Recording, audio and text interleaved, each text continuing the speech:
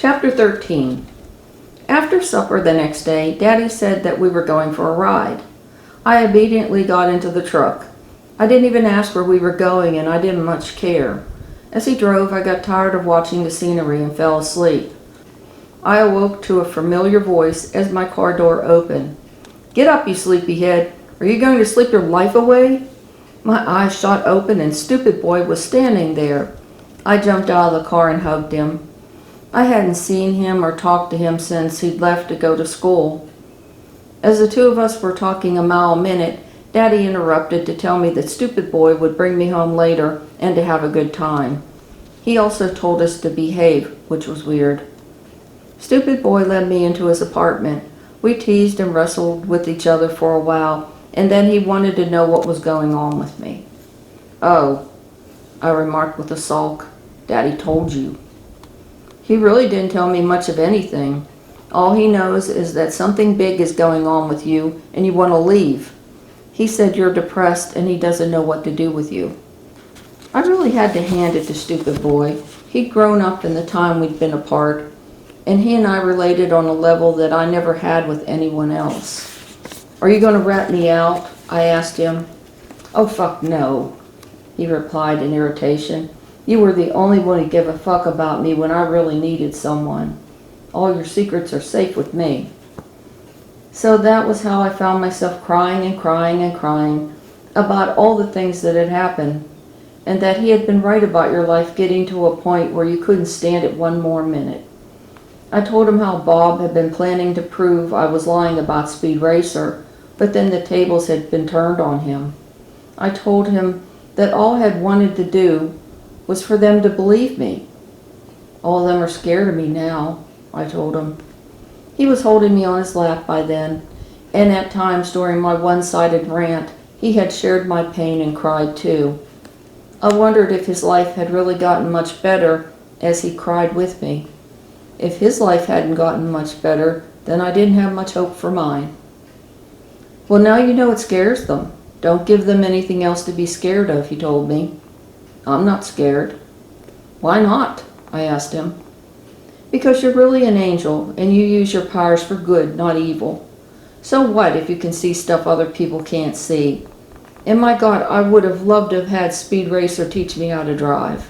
You're fucking awesome," he remarked, full of joy and awe. "Not as fucking awesome as you are," I replied back. After we talked over every aspect of my situation, we talked about his life and how it was going. He'd met a girl who he was thinking he was in love with. "I really didn't believe you when you told me I'd meet her, but I did, and I'm so happy," he smiled at me. I smiled back, then broke into a laugh. "What?" he wanted to know. "You were like this close to making a baby," I replied, pinching two of my fingers together. "Whatever you do to make that happen, you better watch it." His face reddened. "I really don't want a baby yet." "How exactly does that happen?" I asked. "You want me to tell you about sex?" "Yeah," I agreed. "Just don't give me nightmares." He told me, all of it, even the really intimate parts. I felt all grown up because he told me everything, even though he seemed embarrassed. Some of it I truly didn't understand. He said when I got old enough to have sex that it would make sense. "How can you do that?" I asked him. I couldn't imagine how any of what was involved could be anything except gross. He laughed at me. "Oh, it's not gross at all. It's really fun.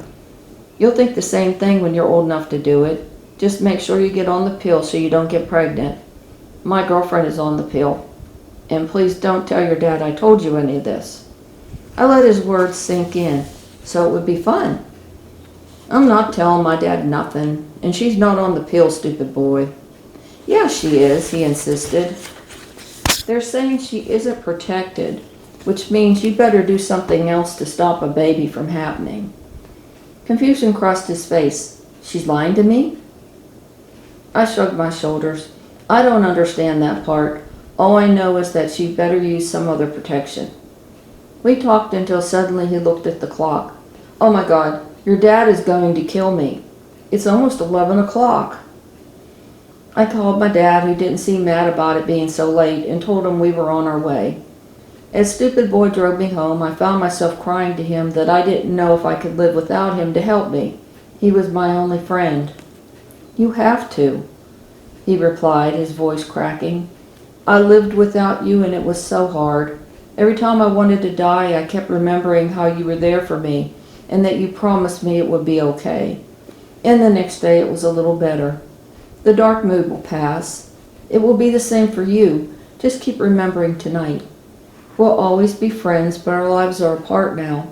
You can be strong. I know you can. And if you ever get this low again, you better fucking call me. You better call me too, you big jerk. You're the bigger jerk, we laughed. He pulled into my driveway. I scooted over and hugged him. I'll miss you. I'll miss you too. I love you, Angel. I love you, Ryan. He squeezed me tighter then. We wiped our eyes and sat a moment to collect ourselves. Then he walked me to my door. My dad must have been watching because he opened the door and thanked Ryan for spending time with me. Thank you. I'm glad you called me. I just want you to know that your daughter is the most awesome person I've ever known.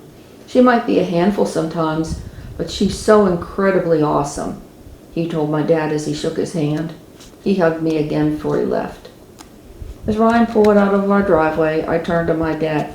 He's wrong. He's the one that's fucking awesome. Thank you for calling him. Daddy gave me a look as if to say, what did I tell you about using the F word? But instead he replied, you're welcome. He didn't ask me what we'd done that night or what we talked about, and I didn't tell him.